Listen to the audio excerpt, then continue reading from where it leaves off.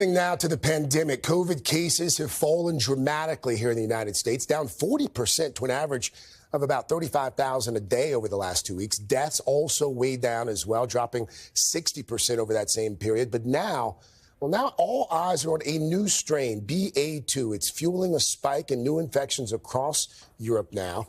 Dr. Ashish Jha joins us now. He is right now the Dean of Brown University School of Public Health, but soon he is going to have a new role, taking over as White House COVID-19 response coordinator. Dr. Jha, good morning to you. We're going to talk about that new gig in just a moment, but let's start with this new Omicron subvariant, BA2. It's hitting Europe pretty hard now, also Asia. In the past with this virus, what's happened over there eventually seems to happen here. Reasonable to expect that's going to be the same this time around?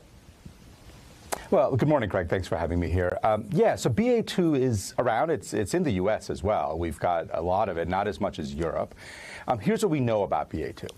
We know it's a little bit more transmissible than BA1. BA1 was that subvariant of Omicron that swept through America in January. So a little more transmissible. Our vaccines, especially if you're boosted, provide the same level of protection. It's not any more severe than BA1. So let's see what happens in the upcoming weeks. Obviously, infections are way down across America. I'm not expecting a big surge here, but we're going to have to pay close attention and really be driven by data as we have throughout the whole pandemic.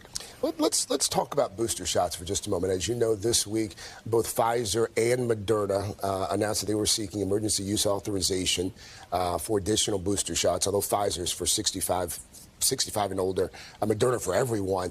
Are we approaching that point, Dr. Jha, where everyone is going to have to get another booster here in the near future?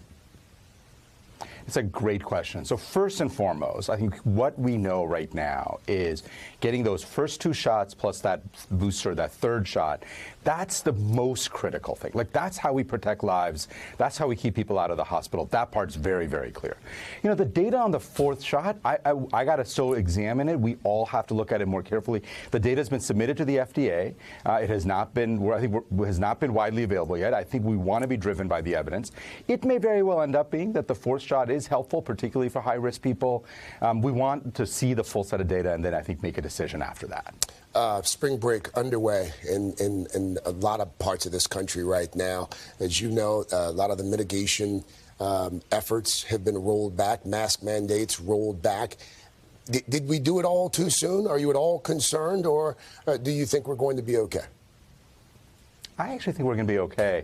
You know, for a couple of months, Craig, I've been saying that as infections fall, it's reasonable to lift those mask mandates. As hospitalizations fall, reasonable to lift a lot of those restrictions. If you look at the CDC map right now, about 90% of the country is in pretty good shape. So I think in those places, we don't need substantial mitigation efforts. And we want to see what happens in the weeks and months ahead. I'm also hopeful that just better, warmer weather, people spending more time outside, that's going to be helpful as well. Really quickly before I let you go, congrats on the new gig, White House COVID-19 response coordinator. What's going to be the first order of business? Yeah, you know, Craig, as much as we all wish, the pandemic is not over. We've got a lot of work to do to prepare for future surges, to prepare for future variants if we get them. So the first order of business is the president has laid out a really comprehensive plan for how we prepare. And it's about executing on that plan. It's about making sure we have enough tests and vaccines and therapeutics and masks. It's about vaccinating the world so that we can get this pandemic finally behind us. We've got to execute on that plan. That's what I'm going to be focused on when I join the administration. Well, congratulations. And for a poor kid from India who immigrated to this country without speaking a lick of English, it's turned out pretty well. We're proud of you. Thank you, Dr. Jha. Have a good weekend, sir. It's an honor. Thank you. Thank you. Hey, thanks for watching our YouTube channel. Find your favorite recipes, celebrity interviews, uplifting stories, shop our favorite deals, and so much more with the Today app. Download it now.